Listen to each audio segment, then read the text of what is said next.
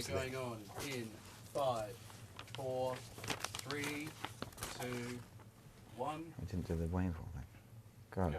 Hello everyone, and welcome to this very special Kick-Ass website broadcast. It's me, Jonathan Ross, talking to the fabulous director, Mr. Matthew Vaughn. Hello. Right here, I know he's not much to look at, but he's a little bit hungover after last night's party, and we will be talking to you about Kick-Ass. I'll be asking Matthew questions that I have, and also, more importantly, asking many of the questions that you have passed on to us via the Facebook page and, of course, Times Online and from a number of other sources. This is going out to various places all over the world, of course. As I said, Times Online, the Kick-Ass Facebook page. I think we're going out to Mexico, Switzerland, Australia.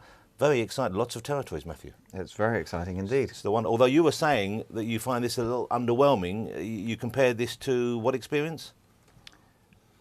Wayne's World. Waynesville, well, no, it's not an experience by a viewing. Sorry, when you said experience, it did. Well, actually, it's similar to the movie we ever seen. Well, you just need to beat me up, and then we're doing a kick-ass scene. See, I've told you to keep your fantasies to yourself for now. Okay, Not being beaten up by you. We're just going to talk about the film. That was Okay? Jane. Yes. Okay. Oh no. First of all, let me just say though, thank you for a lovely party last night. I was at the premiere. I had to be there, of course, because my wife co-wrote. Well, I say co-wrote, but she wrote the film for Matthew. And there was the party at your house afterwards, which I thought was very brave of you. Why do you have the post-premiere party at your house? That's unusual. Because it's the main reason I don't have to invite people I don't like. Well, that's fair enough. It's the truth though. But that makes everyone who is invited feel very special then. They are. It was people who celebrated the movie came, and it was a Monday night, and at 1 o'clock in the morning we were still going strong. Pretty good. You left early though. I always leave early, you know that. I know. Now, Brad Pitt was there, of course. He's one of the producers of the film. You've known Brad for a while. You've worked with him. 10 years. Of course. How hands-on is he as a producer? Is he actually actively involved in helping steer a project like this? Well, he was so hands-on, he's vowed not to shave until the film's a hit.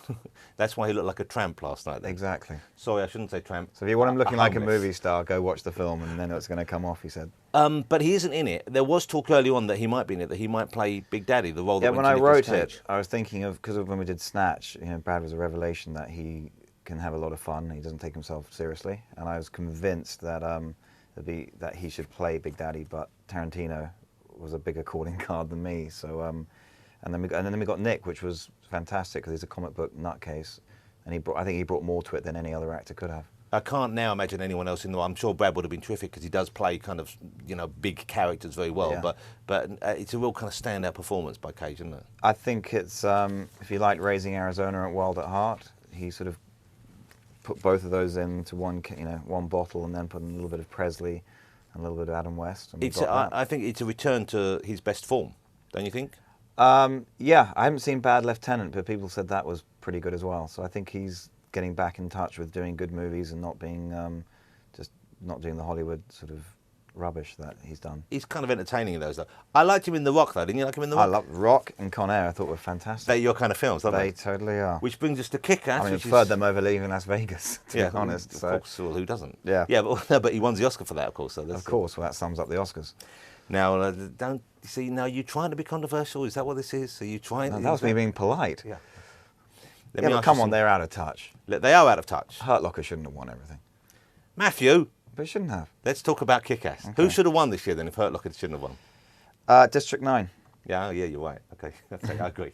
All right, I'm going to put some of the questions that people have sent in from Facebook, both here and in the US. Of course, we've got questions from people Times Online all over the world. Some from Mexico, I know here, maybe some from Australia.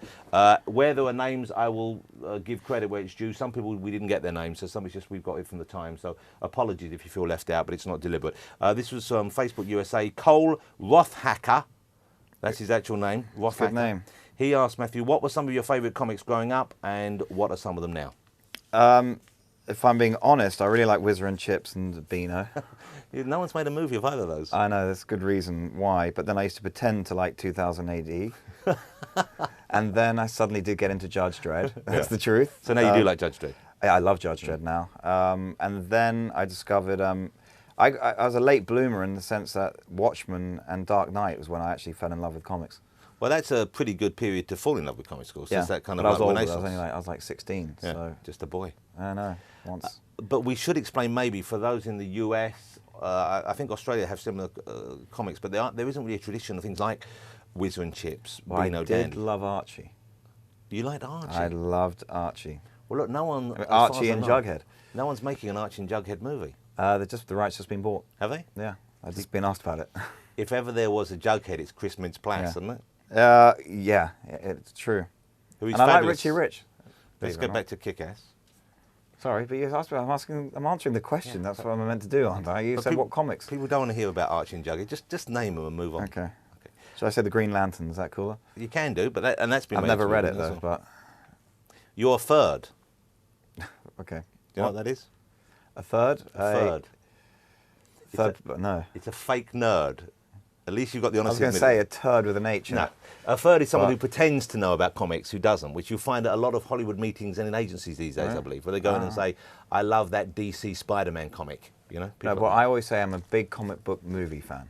that. Yeah, you are, aren't you? That's what I know inside out. And I'm not. Comics. I love comics, but not as much as I love the movies.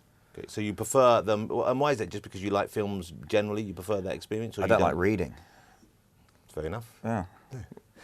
As you will discover over the course of 20 minutes, Matthew is honest sometimes to the, I think sometimes to the point of foolishness. Okay. Here's another question for you. This is from the Facebook UK fans out there. This is from Clifford Fonseca. Hello, Clifford. He wants to ask you He has what a Portuguese surname. Where's he from? Fonseca. Well, it's a UK Facebook participant, Okay. but he may well be initially from there. What originally attracted you to the idea of adapting Mark and John's work? Why did you fall for Mark Millar and John Romita Jr.'s comic book? Firstly, I like the idea of. I mean, because I've sort of flirted with doing X-Men and then Thor, I thought it was time to do a. And then Mark Millar actually taught me about how Batman was written in the 30s. Correct me, right? Is that right? Yeah, 39, late and then 30s. 60s was Spider-Man and Iron Man, Watchmen, which I knew about in the 80s, and I thought, why is no one doing a comic book movie based on a comic book which is new and fresh?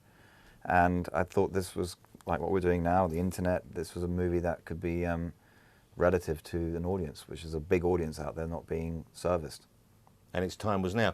And of course, the book, I mean, Mark is someone who is very much in touch with his audience, with the current crop of comic fans. I mean, he plays off the legacy of older books, but he really is, it's very much kind of like of the moment, isn't it?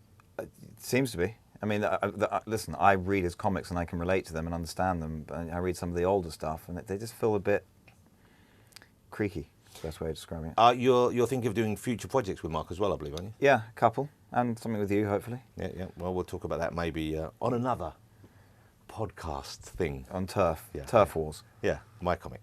Let's get back to Kick-Ass again. Kyle Steele from Facebook UK. Hello, Kyle. He wants to know, was there a struggle between staying true to Mark and John's work, which is different, has to be said, and putting your own style to the project? Not really, because we did, sort of the comic was written at the same time as the script. So Jane and I stole all the good ideas and vice versa. But what Mark doesn't do is he's not very good at emotion and sort of, I think his characters are very two-dimensional. Well, he'd admit that. He's the first to admit that he concentrates more on the concept and the kind of bigger, the kind of action arc in the story rather than character, doesn't he? Exactly. So we put that in. I mean, Mark's comment when he saw the film for the first time was like, "You've made a chick flick," which I thought was... Yeah, that was an odd thing to Yeah, say. it sort of surprised me. But he was right in a weird way. Women are liking it just as much as men. Not intentionally, but thank God. Well, I think this is obviously the work that you did, and you know we have to say, my beloved Jane, because you did change substantially some of the characters in the film. I mean, particularly Kick-Ass's girlfriend. She's a totally different sort of person, isn't she? She occupies a different role within the film. Her relationship with him is very different, and her kind of backstory, her life is very different. You know the comic better than me. I do. Is that your way I'll of saying? take your word for it. You hadn't I read can't- that. You hadn't read I that haven't far. read it for 2.5 years. Exactly, and he only finished it, so I haven't finished it, to be honest. You guys were kind of there was a little bit of to and froing though, as I think you were saying there, which is that he hadn't quite finished the writing. Certainly, Johnny Jr. hadn't finished the illustrating of the book, and so presumably some of the ideas that you wanted to see in the movie or you thought would help the movie, you fed into the comic. Would I be right? Yeah, there's a few lines that Jane was furious were in the comic. Not many, but a What you few. say? The few lines that Jane wrote, Yeah. that ran up in the comic that maybe That Jane wrote. Yeah. Okay.